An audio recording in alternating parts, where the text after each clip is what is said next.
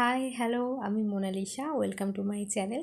আজকের আমি একটা ঢ্যাঁড়স নিয়ে নিয়েছি, এটাকে কেটে নিচ্ছি। ঢ্যাঁড়সটা একটু পিছন দিক থেকে কাটলে কিন্তু আঁকাটা আঁকতে সুবিধা হবে। তোমরা বুঝতেই পারছো আজকের আমি কি ছবি আঁকছি। আমি প্রথমবার সবজির সাহায্যে কোনো আঁকা করব, বিশেষ করে ফুল।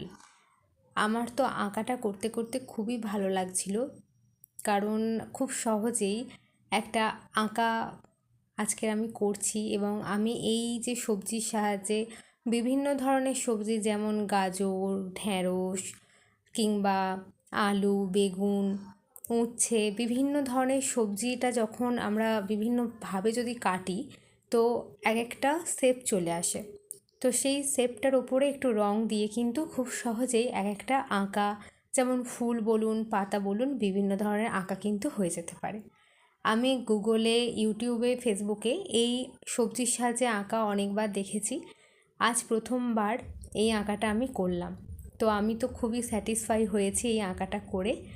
আর ঢ্যাঁড়সের সাহায্যে ফুল আঁকাটা সবথেকে বোধহয় সহজ উপায়ে আঁকা।